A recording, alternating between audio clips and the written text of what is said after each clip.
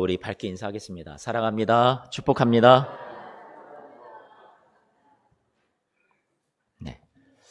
사랑하는 성도 여러분, 오늘 말씀은 우리에게 초대 교회의 예배와 삶이 어떠했는지를 우리에게 잘 보여주는 말씀의 본문입니다.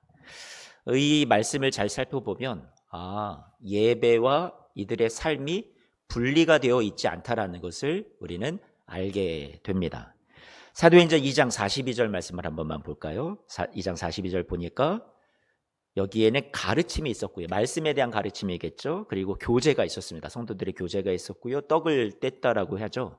이것은 당시의 성찬을 말하죠. 지금 여러분들이 생각하는 이렇게 빵과 잔을 한 분 한 분들에게 장로님들이 나눠드리고 뭔가 이렇게 막 거룩하게 드리는 이런 예식과는 좀 거리가 있는 그냥 식사 자리였습니다. 식사 자리.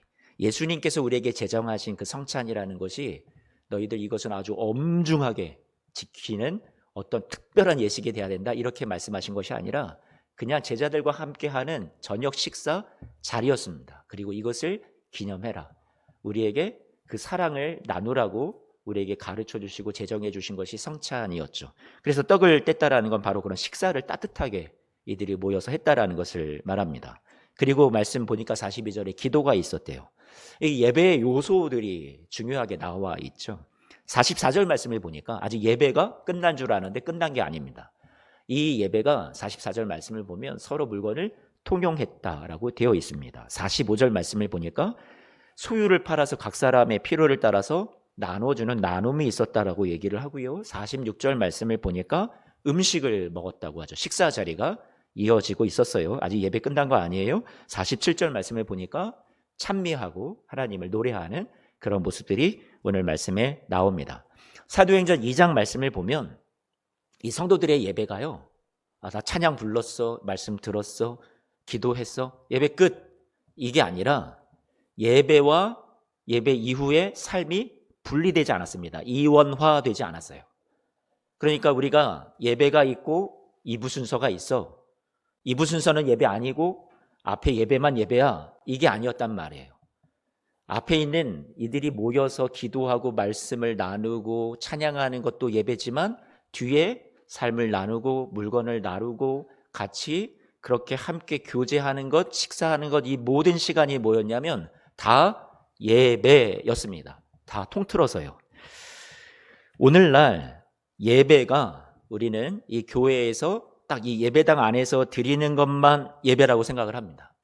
그러다 보니까 원형이 되는 이 초대교회의 예배의 중요한 요소들, 또 하나님께서 우리에게 이 초대교회의 예배를 통해서 가르쳐 주시고자 하셨던 예배의 정신이 오늘날 이 현대교회 안에서는 많이 퇴색되고 사라져버리는, 우리가 반쪽 예배를 드리고 있는 우리의 모습이 분명히 있다라고 생각이 됩니다.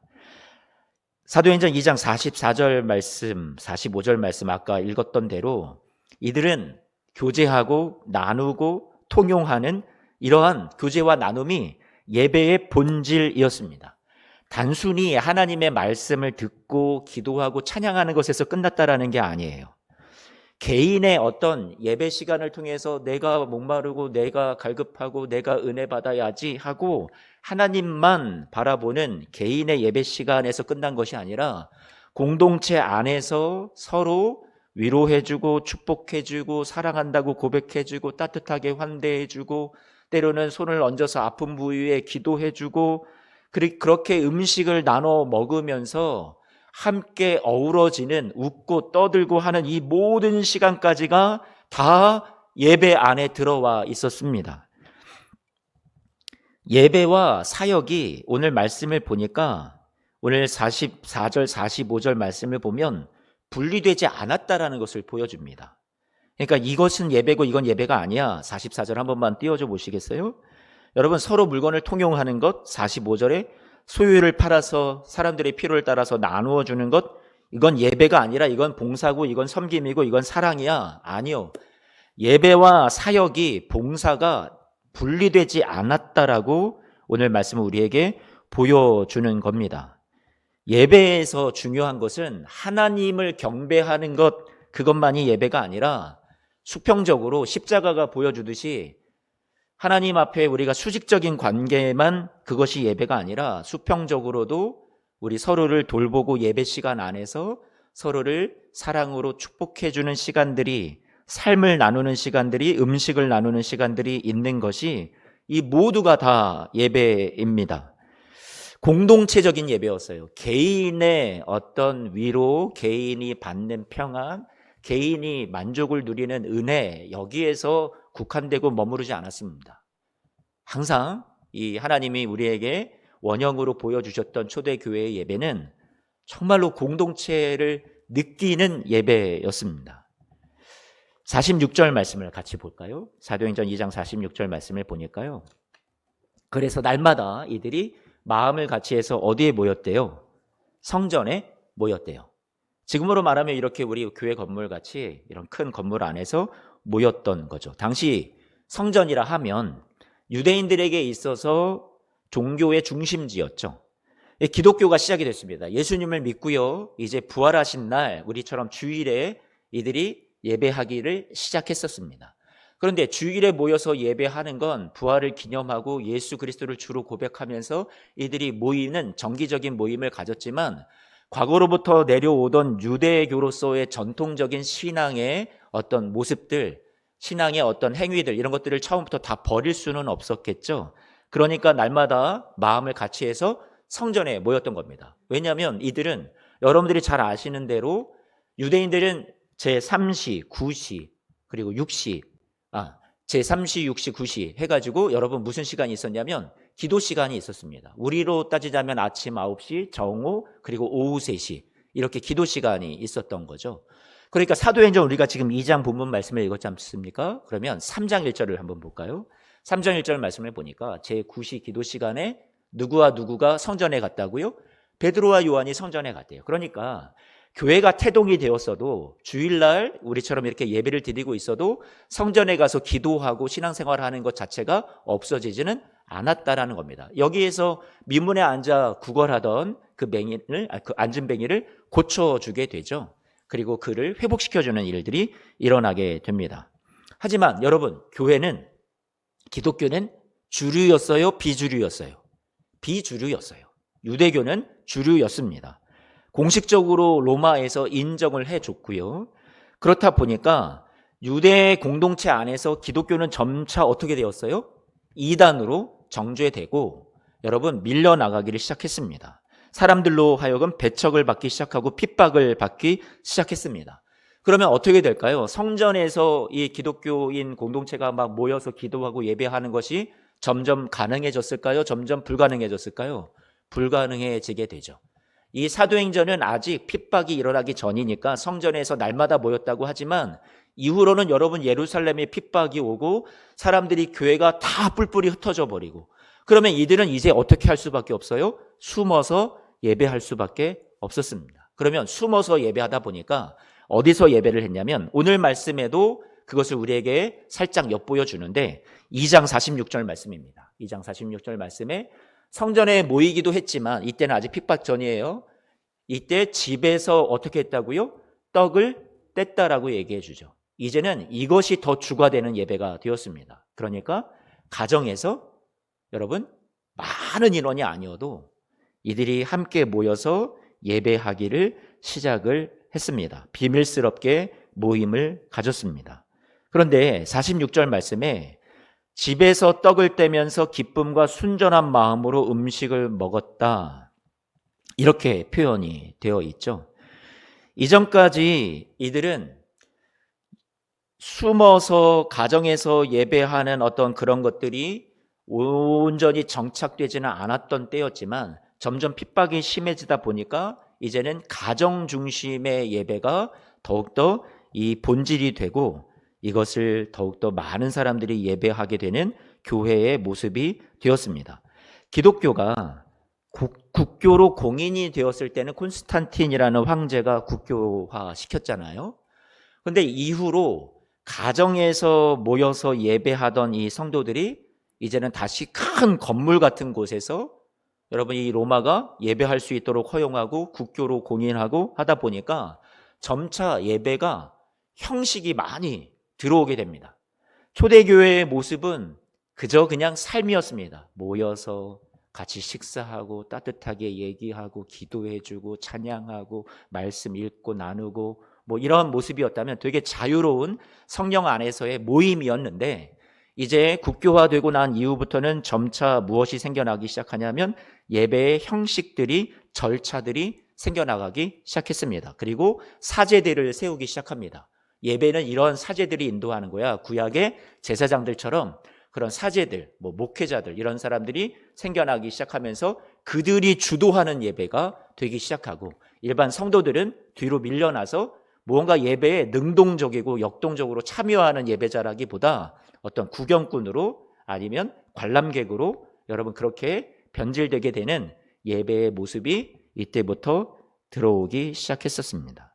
그러다 보니까 이때는 여러분 좋은 곳에서 예배한다고 해서 좋았던 게 아니라, 가정에서 집집마다 숨어서 예배했을 때의 그 예배의 중요한 영성을 잃어버리고요, 예배가 되게 수동적이 되어가고 개인화되어 갔습니다. 식사 시간은 예배 안에 들어오지 못하고 예배에서 배제되었고요, 단지 예배 안에 딱 들어온 건 지금 우리가 어떤 절기마다 하는 그 성찬식, 그거 하나만 예배 안으로 들어왔습니다. 그러니까 예배 가운데 식사는 예배가 아닌 것으로 가치가 하락을 하고, 친교 시간은 시간 남는 사람들의 옵션이고 선택인 거죠. 그렇게 바뀌어 버린 거죠. 중세기에 들어와서는 어떻게 되었냐면 이때는 평신도들이 성경을 읽을 수 없고 사제들만 성경을 읽을 수 있고, 라틴어로, 그것도 고급지게, 제가 좀 과하게 표현하자면 지들끼리만 예배를 드렸습니다. 그리고 성도들에게는 성경도 못 읽게 하고 예배에 참여할 수도 없게 만들어 버렸었죠. 그랬던 것을 종교개혁을 통해서 성경을 그 사제들로부터 뺏어오고, 그리고 그들이 이해할 수 있는 그들의 모국어와 언어로 번역을 하면서 성도들에게 성경을 주고, 그리고 예배에 누구든지 사제가 아니어도 참여할 수 있고, 말씀을 또 읽을 수 있고, 말씀을 또 나눌 수 있고, 그리고 성찬에 참여할 수 있고, 그러한 모든 것을 다시 회복시켜 주었던 것이 중세 시대였죠. 로마로부터, 이 당시의 중세의 사제들의 오직 특권으로부터 갖고 있던 성경과 예배를 뺏어와서 평신도들에게 나누어준 종교 개혁이 있었습니다. 그런데 이때는 예배에 있어서 중요한 건 성찬 예식과 또 하나님 말씀을 듣는 설교가 중요시 되었습니다. 아마 이때부터 예배라는 것이 어떤 예식이 중요하고 또 성찬이 중요하고 설교가 중요한 예배가 아주 고착화되었던 것 같습니다. 그리고 이 유럽에서의 이 예배가 이제 청교도가 미국으로 건너가기 시작하면서 미국 개신교가 막 부흥하고 발전하기 시작할 때, 여러분 어떤 일이 있었냐면 부흥사들이 나타나기 시작했었죠. 막 열정적인 설교, 아주 사람들을 감화시키고 영적인 어떤 체험을 강조하고, 그 사람들이 뜨겁게 변화되고 회개하고 막 성령을 체험하고 막 내가 하나님 앞에 나를 헌신하겠습니다, 이런 사람들이 막 불같이 일어나는 것들이 미국의 전역에서 일어났습니다. 그러니까 이 부흥사들은 전국을 떠돌아다니면서 그렇게 전도 활동을 펼치고 말씀을 전하는, 그러다 보니까 미국의 개신교의 예배가 어떻게 되었냐면, 무엇이 중심이 되었냐면 이제 성찬이나 어떤 다른 것들은 약화되고 오직 말씀, 설교, 이런 것들, 어떤 뜨거운 회심, 감동, 이런 것들이 아주 강하게 이것들이 중요한 역할을 하는 것으로 자리를 잡게 됩니다. 한국 교회가 미국 교회의 어떤 서구 선교사들, 미국 선교사들의 영향을 많이 받았고, 한국 교회 예배도 그 서구 스타일을 따라가다 보니까 오늘날 한국 교회의 예배도 설교 중심, 그리고 뭐 말씀 중심, 뭐 또 예배의 형식 가운데 우리가 여러 가지들을 그렇게 따라가고 있습니다. 그런데 제가 여러분들과 함께 말씀드리고자 하는 것은, 이러한 예배, 우리가 형식을 중요시하고 어떤 절차를 중요시하는 이런 부분들, 제가 이것을 다 불필요하다라고 말씀드릴 수 없습니다. 너무 중요합니다. 더 성의 있게, 더 열심히 준비해서 우리가 예배를 드려야 되지만, 우리가 예배의 본질, 놓쳐서는 안 되는 초대교회의 예배의 원형 속에서 우리가 절대로 놓치지 말아야 될 것들을 우리 여러분들과 함께 말씀을 지금 나눠보고 싶습니다. 초대교회가 드렸던 예배에서 우리는 지금 무엇을 놓치고 있을까요? 제가 생각하기에는 우리는 지금 반쪽 예배를 드리고 있는 것 같습니다. 우리는 하나님 만나러 왔다, 그것만 생각하는 것 같습니다. 그런데 사랑하는 성도 여러분, 우리는 여기에 옆 사람 한 번만 보실래요? 옆에 있는 분들을 또 만나러 오신 겁니다. 우리 그분들을 사랑하러 오신 겁니다. 우리가 예배가 나의 예배가 오늘 온전히 드려지기까지는 내가 하나님 앞에 말씀을 통해 은혜 받고 하나님 앞에 찬양하고 내가 기도한 것으로 예배가 끝나지 않습니다. 오늘 우리의 예배는 내가 오늘 이 자리에 와서 내 사랑하는 교회 지체들을 내가 어떻게 섬겼는가, 어떻게 사랑했는가, 어떻게 환대했는가, 어떻게 내가 식사의 어떤 교제 자리에서 내가 위로의 말을 또 기도를 해주었는가, 여기까지 이루어져야 여러분 우리의 예배가 온전히 하나님 앞에 드려지는 예배가 될 수 있다라고 생각을 합니다. 제가요 이 책을 여러분들에게 소개합니다. 1세기 교회 예배 이야기입니다. 앞에 화면에 한 번만 이 표지를 띄워주시면요, 1세기 교회 예배 이야기, 로버트 뱅크스라는 목사님이 이분이 이제 쓰신 책인데 교수이기도 하고요. 근데 이분이 역사적인 어떤 고증을 철저하게 거쳐서 1세기 교회 때의 예배는 이러했을 것이다 라고 해서 이것을 약간 짧은 소설로 썼습니다. 막 등장인물들이 막 이렇게 약간 등장을 하면서 어떻게 교회 예배 가정집에 방문하고 초청을 받아서 가고 거기에서 어떤 환대를 받고 어떤 모습을 보게 되고, 와, 이게 예배구나, 그것을 경험한 것을 여기에 이제 책으로 만들었는데요. 이 책의 내용을 잠깐만 여러분들에게 소개를 하자면, 예배의 시작을 알리는 이 종소리 없습니다. 순서지 주보 없습니다. 일정한 순서가 있다기보다 중요한 본질이 그 안에 녹아져 있었습니다. 예배 안에. 지금처럼 우리가 드리는 뭐 앞에 임내송이 있고 뭐 성가대 찬양이 있고 앞에 김주현 목사님 뭐 찬양 인도가 있고 뭐 타종이 있고 여러분 이런 뭐 축도가 있고 막 이런 다 형식을 갖춰 있는 것이 아닙니다. 그런데요, 여기 이 책에 아주 의미심장한 얘기를 시작을 하는데 이렇게 되어 있습니다. 뭐라고 되어 있냐면, 제가 읽어드려 볼게요. 집에 오는 것에서부터 이미 예배가 시작되었습니다. 아까 집에서 떡을 떼며 성도들이 교제했다고 그랬잖아요, 초대교회 때.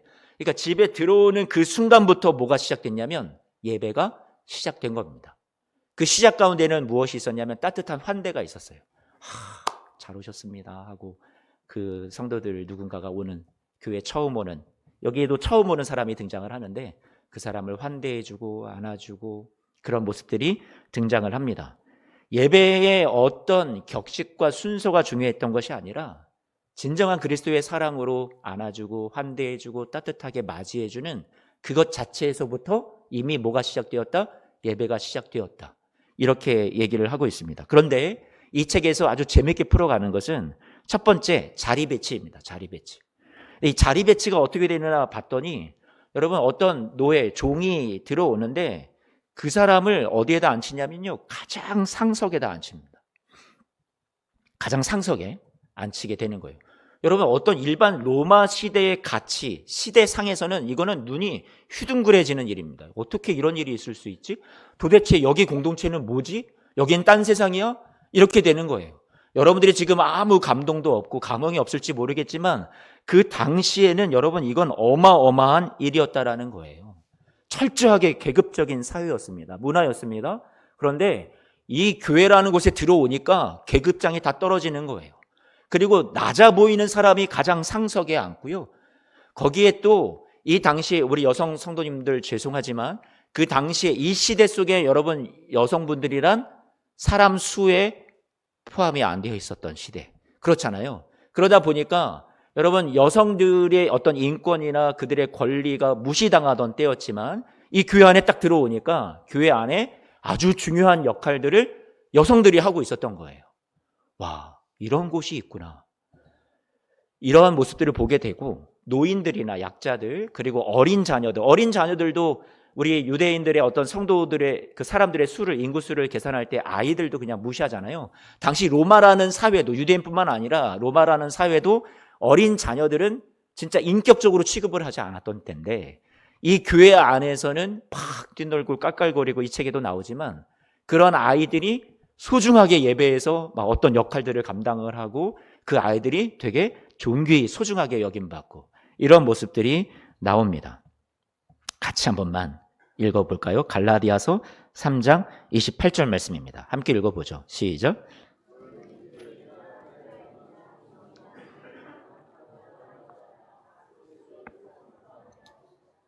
여러분, 이 말씀이 딱 지금 여러분들이 읽으시기에 어떠세요? 감동이 있으세요? 밋밋하죠? 그렇죠. 솔직하게 한 번만 얘기해 보세요. 밋밋하지 않습니까? 여러분들이 아직 그 시대에 태어나지 않아서 지금 이런 것들이 그렇게 감동으로 다가오지 않을 수 있습니다.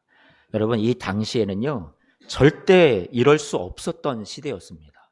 그런데 교회에 와보니까 종이나 주인이나 여자나 남자나 가난한 자나 부자나 여러분 아이나 어른이나 노인이나 그리고 이 책에 나오는 내용 중에 어떤 독신으로 사시는 분들, 우리는 오늘날 뭐 교회에서 뭐 독신으로 사시면 뭐 이혼은 죄다 뭐다 막 하는 어떤 현대 교회에 그런 아주 강경한 설교들이 있어 왔지 않습니까? 하지만 이때에도 여러분 전혀 그런 것들이 부끄러운 일이 아니었어요. 혼자 사시는 분들, 그분들이 존중히 여김을 받았던 때였습니다. 모두가 함께 예배에 참여하고 평등한 위치에서 다 같이 예배를 드렸습니다. 이전까지는 사람들이 출신과 계급과 성별과 나이로 차별받는 게 당연했고 자신보다 더 높은 조건에 더 좋은 조건에 위치해 있는 사람이 인격적인 대우를 받는 게 당연했고 노예나 종들은 삽자루하고 똑같습니다. 삽이나 똑같아요. 죽으면 재산 목록 중에 그냥 하나가 사라지는 정도고 가치 있게 그것을 눈여겨보지도 않았습니다. 그런데 기독교가, 교회가 예배 안에 뭐라고 얘기하냐면 당신은 하나님의 형상이라고, 소중한 존재라고, 존귀한 하나님의 자녀 아들, 딸이라고, 그리고 한 상에 둘러앉아 먹고 마시는데 가장 좋은 자리를 그들에게 내어줍니다. 사람으로 대접받지 못했던 이들이 교회 안에서 하나님의 아들, 딸들로 받아들여지게 되고 존중함을 입게 되고 와, 내가 진짜 가치 있는 존재구나, 그거를 온몸으로 느끼게 됩니다. 그것이 예배였고 이들은 이 안에서 하나가 되었습니다.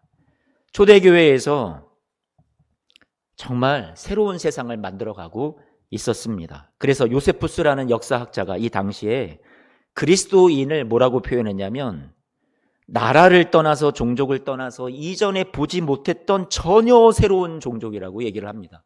그렇게 평가를 했어요. 무슨 말이에요? 와, 정말 달라도 너무 다르다. 그러니까 이 당시에 로마 전체의 문화를 다 깨뜨리고 정말로 세상을 거꾸로 흐르는 그런 교회 안에서의 특별한 공동체의 모습이, 예배의 모습이 있었습니다. 여러분, 이게 다 통틀어져서 예배였어요. 예배를 드린다라는 건 자기 만족을, 내 은혜를 뛰어넘는 것이 예배였습니다. 자, 이렇게 따뜻한 환대와 함께 자리 배치까지 끝나면 그러면 이제 식사를 하는 거잖아요. 주의 만찬이 시작이 되죠. 아까 말씀드렸지만 우리가 행하는 성찬과 애찬이 따로 분리되지 않았었습니다. 우리가 절기 때만 하는 그 거룩한 예식처럼 그 성찬이 특별하게 있었던 것이 아니라 그냥 다 이렇게, 지금 이 유대인들 어떤 이 당시에 그리스도인들은 보통 예수님도 그랬고 거의 들어 누워서 식사를 하셨잖아요. 그러니까 아주 편한 모습으로 이들은 같이 식사하고 음식을 나누고 교제했었다라고 볼 수 있습니다. 그런데 성찬에 참여를 하고 식사 자리에 참여를 하는데 저마다 모이는 시간이 다르고 늦게 오는 사람들도 있었죠. 뭐 노예나 종들은 일을 하고 오다 보니까 다른 사람들보다 늦을 수밖에 없는 그런 여건이 될 수 있었죠. 그런데 그들을 위해서 음식을 잘 배려하고 남겨줍니다. 언제 오더라도 그들을 위한 따뜻한 음식이 준비가 되어 있었습니다. 그런데 한 가지 성도들의 안타까운 모습을 한 단편적인 사례로 보여주는 성경의 이야기가 있으니 고린도 교회의 모습이었습니다. 여러분, 고린도 교회에는 이 당시의 초대교회에 다 좋은 모습만 있었던 것이 아니라 이런 교회도 있었구나라는 것을 우리에게 보여줍니다. 고린도전서 11장 말씀입니다. 같이 한 번만 볼까요? 11장 말씀 17절입니다. 함께 보죠. 사도 바울이 고린도 교회에게 이렇게 말합니다. 너희 모임이 유익이 되지 못하고 와, 해롭다, 이렇게 말합니다. 20절 말씀을 보니까 너희가 함께 모여 있는데, 아니 함께 모여서 주의 만찬을 먹어야지 왜 따로따로냐, 늦게 오는 사람들이 있는데 그들을 위한 배려가 없었다는 걸 말하는 겁니다. 21절에 먹을 때에 각각 자기의 만찬을 먼저 갖다 먹고 어떤 사람은 벌써 어떤 사람은 시장한데 어떤 사람은 취하고, 여러분 이렇게 얘기를 하는 거죠. 어떤 사람은 배를 굶고 배고파하는 사람이 있고 어떤 사람이 이미 많이 먹고 취한 사람이 있고, 이렇게 얘기를 하고 있습니다. 22절 말씀에 보니까 먹고 마실 집이 없어서, 이 집은 교회잖아요. 하나님의 교회를 업신여기고 빈궁한 자들을 부끄럽게 하느냐. 바울이 말합니다. 난 너희를 칭찬할 수 없다라고요. 그러니까 이때에 초대교회의 예배의 본질이 지금 망각되고 훼손된 고린도 교회의 모습을 단면적으로 보여주고 있었던 겁니다.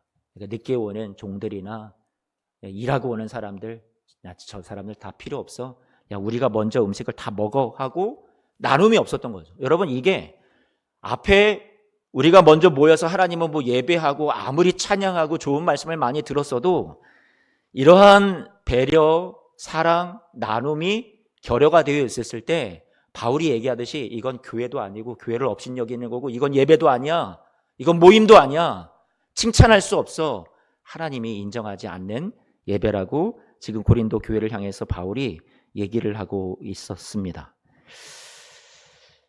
그리고 이제 이들은 사도행전 2장 42절 말씀을 보면 이제 서로 교제하고 떡을 떼고 기도하고, 여러분 어떻게 해요? 그렇게 예배하는 모습들을 보여줍니다. 사도들의 가르침을 받았다라고 했잖아요. 2장 42절 말씀에. 이 당시에는 설교자가 없었어요. 위대한 설교자도 없었고요. 단지 이 책에는 뭘 얘기하냐면 설교자가 있는 게 아니니까 고린도 교회에 보내는 편지를, 바울의 편지를 같이 이 모인 사람들이 읽습니다. 그리고 이 말씀을 읽고 이걸 우리에게 어떻게 적용을 할까 하고 고민하고, 어떻게 적용하죠? 서로 막 물어보고 그렇게 고민을 나누고 삶을 나누고, 그렇게 우리가 이 말씀대로 살면 되겠군요 하고 나누는 게 말씀 시간의 전부입니다. 그런데요, 그 가운데 은혜가 있고요, 성령이 임하고요, 하나님의 감동이 있었습니다. 오늘 우리는 찬양을 하고 말씀을 듣고 사람들과 함께 우리가 예배하는 이 시간, 우리는 예배가 반쪽짜리는 아닌지 우리 생각해 보았으면 좋겠습니다. 초대교회에서는 한 몸을 경험하는, 온몸으로 느끼는 그런 다 감각적인 예배를 드렸습니다. 다시 설명드리면 예배에서 서로 얼굴을 보고 따뜻하게 환대하고 인사해주고, 어떤 신분이나 성별이나 나이를 떠나서 높은 자리, 좋은 자리를 양보하고 높여주고 존귀하게 여김받도록 해주고, 하나님의 말씀을 읽고 듣고 고민하고 나누고 서로의 얘기를 들어주고 먹고 마시고 아픈 사람을 위해서 손을 얹어 기도하고 찬미하는 이 모든 행위들이 다 통틀어서 예배였습니다. 그리스도 안에서 한 몸을 피부로 느끼고 경험하는 예배였습니다. 오늘날 개인적인 예배와는 많이 다른 것 같습니다. 개인의 회심, 체험, 은혜, 하나님 보고 가는 것, 이것이 우리에게 치중되어 있는 예배라면 우리는 공동체적인 예배를 회복하기 위해서 우리는 무언가 과제가 남아있다라고 생각이 됩니다. 이 당시에는 예배에 관객이 없었습니다. 모두가 예배 안에 참여했습니다. 모두가 예배를 같이 이끌고 같이 역할 분담을 하고 예배를 함께 만들어 갔었습니다. 우리의 예배는 관람하는 예배가 되지 않았으면 좋겠어요. 이 주일에 이 앞에 여기는 무대가 아닙니다. 성가대가 무대 공연을 하는 것 아니에요. 설교자가 여러분들에게 어떤 감동적인 이야기를 전하는 그런 전달자만은 또한 아닙니다. 저도 또 성가대도 더 하나님 앞에 은혜로운 말씀을 준비하고 은혜로운 찬양을 준비하기 위해 노력해야겠죠. 그리고 찬양팀도 마찬가지고요. 모두가 다 그렇게 애써야 되는 건 맞습니다. 그런데 제가 성도님들에게 부탁하고 싶은 것은 여러분 하나님과 공동체에 주목해 주시면 좋겠습니다. 이 앞에 무대에서는 출연진들에게 관심을 기울이기보다 누구의 기도가 더 은혜가 된다, 누구 목사의 설교가 좋다, 오늘 성가대는 찬양이 이랬다, 오늘 찬양팀의 찬양은 이러하고 저러했다, 우리가 모든 것을 평가하기 전에 여러분이 내가 예배자로서 오늘 하나님을 만나고 또 이웃을, 공동체를 사랑하며 섬기는 예배를 내가 드리고 있는가를 여러분 한 번만 더 집중해 주시면 어떨까요? 철저한 예식과 순서가 아니어도 이때 초대교회 성도들이 먹고 마시고 신앙과 삶을 나누는 예배가 드려질 때 풍성한 은혜가 있었습니다. 목회자 중심이 아니었어요. 자연스러운 성도들의 움직임이었고 일상이었습니다. 예배 당시에 초대교회 원형적인 예배의 본질은 특별한 형식이 아니라 식사의 자리가 예배가 되고 서로 나누는 웃고 떠드는 대화가 기도가 되고 삶의 어려움을 나누는 기도가 여러분 깊은 교제가 되고 하나님이 받으시는 연락하시는 예배가 되었습니다. 웅장한 성가대가 없어도 오케스트라가 없어도 세련된 밴드와 연주 찬양팀이 없어도 장로님의 아주 유려한 기도가 없어도 목사의 아주 매끄러운 감동적인 설교와 신앙의 예화가 없어도 여러분 이들은 예배할 수 있었습니다. 세상에 없던 평화가 따뜻함이 사랑이 이 예배에 녹아 있었습니다. 사랑하는 성도 여러분, 우리는 어떠한 예배를 드려야 될까요? 그저 함께 모이는 것이 이들은 예배였고 식사하는 것이 예배였습니다. 이들에게 예배란 그저 사랑하는 시간이었습니다. 두세 사람이 내 이름으로 모인 곳에 나도 그들 중에 있다라고 하십니다. 예수 그리스도를 믿는 신앙 공동체 안에 하나님이 임재하시고 꼭 예배 형식의 거룩함이 아니어도 그 공동체가 갖고 있는 따뜻함이 하나님이 보실 때 거룩함이 되었고 하나님이 함께 하셨습니다. 수요일 날 제가 1년 정도 저 친교실에서 식당 카페에서 우리 권사님들 위주로 예배를 드려왔었습니다. 수요 예배.